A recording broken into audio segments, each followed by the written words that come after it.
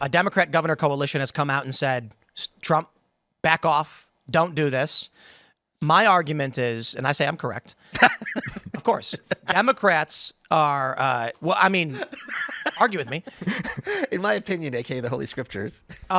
Well, I think that, look, there are some instances where I would say, like, I could be wrong about this. Sure. No, I'm saying this is just my view as breaking everything down, but I think it's spot on. Democrats are intentionally standing down. The rioters are effectively corsairs for the Democrats and the California government. The government can't dispatch police to actively defy ICE, but they can dispatch rioters and allow them to wreak havoc, preventing mass deportations, because Democrats get an estimated 10 to 25 extra congressional votes and votes for the president by having illegal immigrants in sanctuary states.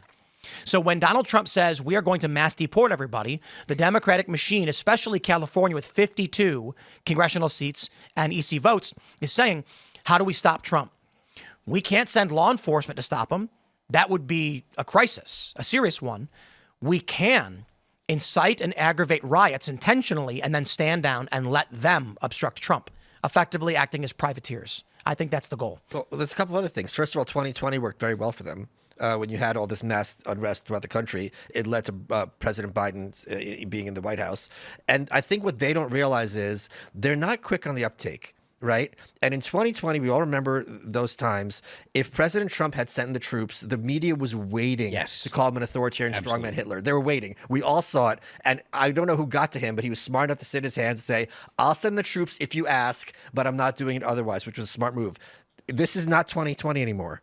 When Trump sends in these troops for things like this, everyone, or the huge majority of the other side, the way it was in 2020, are going to be on Trump's side. It's not going to be viewed as some kind of insane Mussolini power grab. It'll be like, it's ridiculous that you're an illegal immigrant and you have the right to, like, ride in the streets and cause unrest. Look at Abrego Garcia. He's back. Yeah, well, he's back in the United States. Yeah. Well, I didn't see that. Standing trial for human trafficking in Nashville. I thought he was writing. No.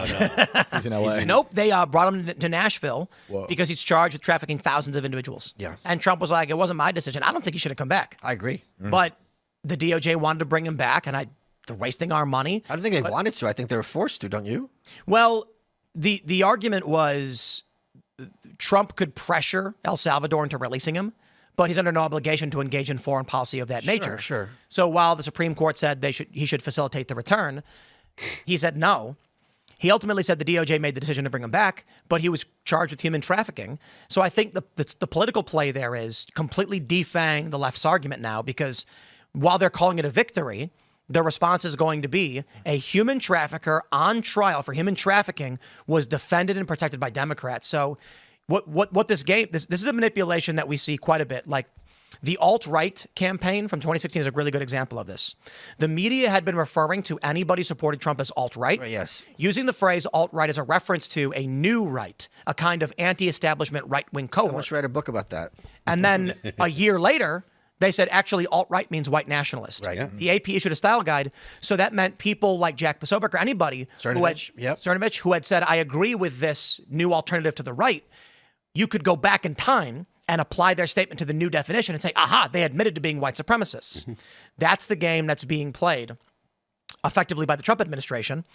Abrego Garcia gets deported. The Democrats defend him all crazy. Then you bring him back with human trafficking charges and say, remember when they were defending this guy who was charged with human trafficking?